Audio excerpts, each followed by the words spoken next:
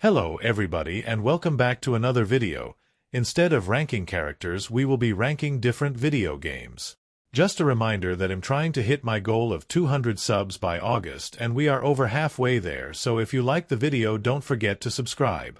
If you are enjoying this type of content and want to see more, comment the phrase rank them all followed by a theme suggestion, and if I like it I may make a video about it. Anyway, I need to yap for a few more seconds, so how is everybody's day going? Well, enough yapping, let's jump in with Kirby, which is one of the franchises I know less about, but just from media I could easily put it into S or a tier. However, me personally, I think it's a bit overrated, specifically Kirby, so I think I'll put it in B tier, but I might move it higher or lower depending on the games to come. Now, Donkey Kong. On one hand, it's a great franchise and I quite enjoy it, but on the other hand it sometimes feels like just a shadow of the Mario series, and despite coming out at the same time as Mario, Donkey Kong gets less respect despite having a great series. But honestly, I think he'll put him down in the B tier since he didn't leave a lasting impact on me, and I think it's safe to move Kirby down one. Now we move on to Undertale/Deltarune, and this is just my own personal experience, but my friend kind of ruined the series for me. However, I still decided to give it a shot, and it was alright, not a bad game, but then again I have this thing where I rank famous games low. Anyways, it wasn't a bad game, but I'll put it in D. If it can't keep me past the beginning, then it isn't a good game. Super Smash Bros. If this isn't a free S, I don't know what is. I've been playing this game for years, and it never gets old. I don't really know how to explain it, but Smash Bros. Is one of few series that left an impact on me and never made me bored. Now, Angry Birds. This series gives off a lot of nostalgia and I quite enjoy it. However, it often feels like a one-dimensional game without much to it. Despite this, I'll still put it in the cutoff line for series which didn't leave a lasting impact, so into the B tier Angry Birds goes. Yes, Sonic, a classic, and the Opto Mario. I quite like these games, but quite a lot of them are mainly running, which fair enough, that's Sonic's whole gimmick. I also enjoy all the shows and movies just as much, if not more. However, I'm ranking games, so it's not fair for me to use everything else to give it an S tier, so I guess Sonic also gets a B, and I suppose only time will tell if Sonic manages to beat Mario or loses. Okay guys, I have a confession to make. I haven't picked up a Legend of Lyn, Zelda game in like 2 years, so I genuinely can't truly rate The Legend of Lyn Zelda, but from what Eve got, the story is pretty generic and the games, or at least what I remember, are actually pretty good, but because I have not played the games in a while I can't put it above C. Please don't hunt me down. Freddy Nights at 5, the only horror game on this list, and on one hand I really enjoy the games and Eve got quite a lot of them. FNAF is also very iconic, but on the other hand the game gets quite boring at times and there is only so much you can do. To clarify, I'm not talking about the lore, cause we could be here all day. However, in terms of horror games it's pretty good, but too bad it's the only one here. Five Nights at Freddy is just like Angry Birds, but I'll put it lower. Now it's time for the king of gaming, Super Mario, and between all the different games like Mario Kart, Mario Party, Paper Mario, and the main Mario games, I think this franchise is near top tier, but I want to be unique and I love most of the games, but I'm gonna have to keep it one slot away from the S tier. Now we move on to Fall Guys, and while this game cannot catch a break, always being brought down by better games, but as a whole Fall Guys brought a whole new style of gaming into the world. However, as we will see later, there is a game that will overtake this, so despite the good concept it goes to be due to being brought down by a better game, story of its life. Actually, you know what, I will give Fall Guys a break and move it into a tier with the king of gaming, Super Mario. Why not?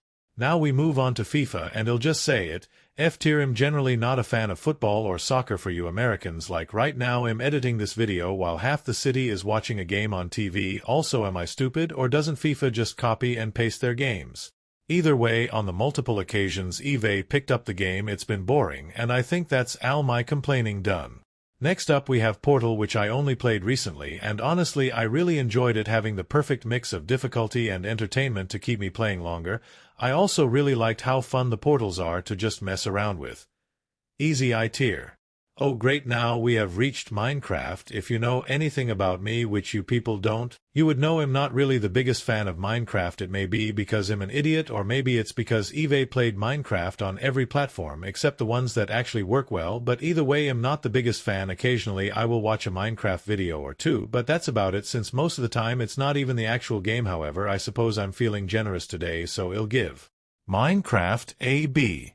Well, we have reached another OG game with Pac-Man, and to be honest there isn't much bad stuff I can say about this. It's really fun and iconic, and also one of the few games I can play at school, The closest thing to a complaint I can think of is that along with Tetris this game is used in most camps.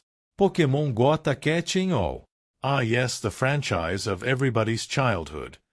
Between the games, anime, merch and trading cards, pretty much every single non-Gen Alpha child has gotten their hands on something Pokemon, and if I could I would put this in S++. However, it's only fair that I don't take into consideration everything other than the game, and in terms of games I will put them in B mainly because I prefer more action-based games which most Pokemon games aren't. And like I just said, I prefer more action-packed games, which Animal Crossing is the complete opposite of. Well, here we go. This is the game I was talking about earlier, and if you don't know the story, it started as a Fall Guys clone but grew more popular than Fall Guys. Anyway, this game outshines Fall Guys. However, I can easily see how Stumble Guys will fall soon, but since it hasn't yet fallen S tier.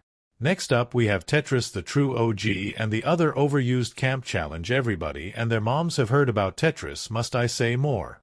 Splatoon is a free S tier, being one of only few games that has kept me entertained for basically the whole day. Somehow I love their gimmick and like playing them in Smash Ultimate.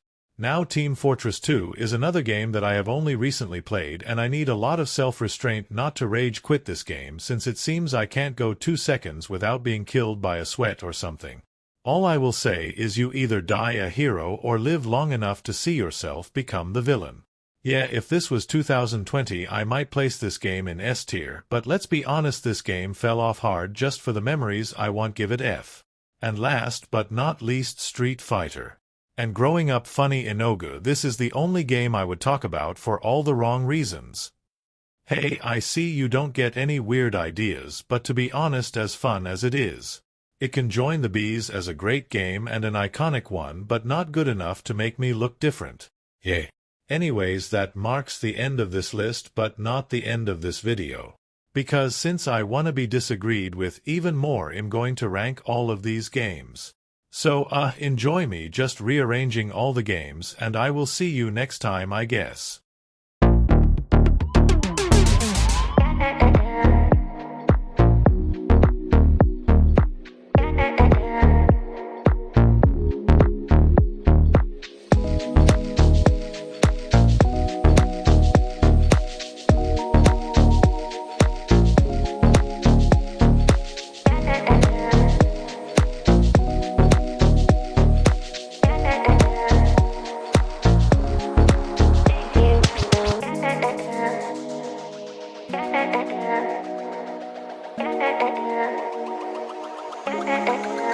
You